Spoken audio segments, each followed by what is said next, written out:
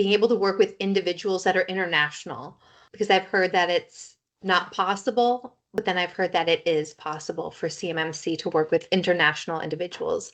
Would you be able to clear that up for us? Sure. So when we talk about international, let me go back a few steps.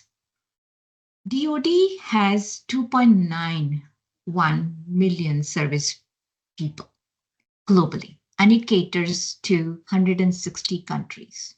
Okay. So when this requirement came out, this requirement is applicable to all the 160 countries.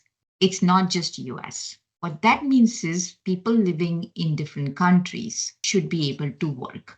The regulation requirement, when it speaks about access to the CUI or clearance related or something of that sort, is different from region to region. And that's more regulated by, let's say, if somebody is working from Philippines government and they are going to be providing services to an organization, or that's where the project is, and the department, it's a DLA project, and there are people who are working from Philippines in it.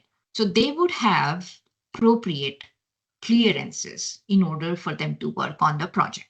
If they are an MSP, which is a managed service provider, or if an organization has a back office, more importantly, we have to look at the data flow. Then we define the scope.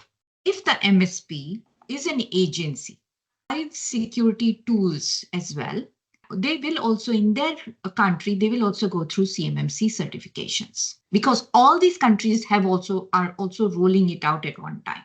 CMMC is also global as CMMI, so like any other ISO, so they are rolling it out as well.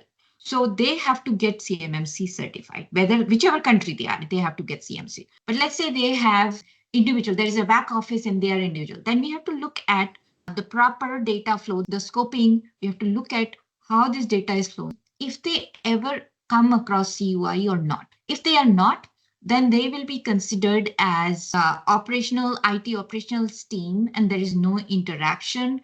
And if there is no interaction, then they don't have to comply with all the controls. There will be few controls they have to comply with.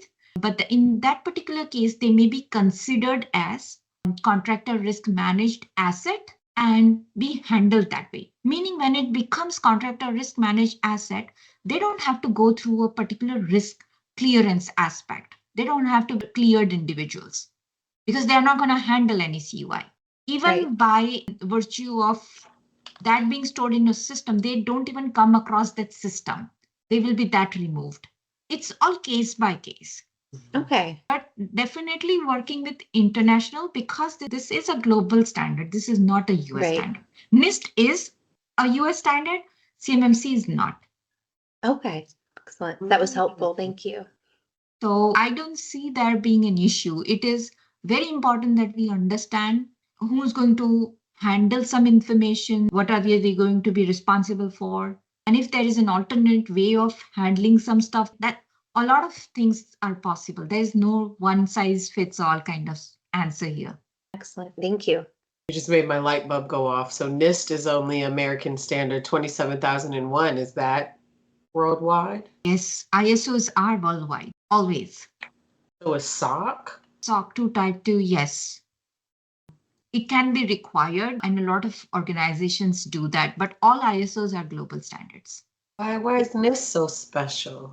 NIST, because it's, again, it could be possible that some other agencies are doing it, but NIST is not, it's a standard released only in US. Similarly, we used to have similar standards if you look at automotive industry, now it's globally harmonized, but earlier it was the technical specifications were regional, more country specific. Okay.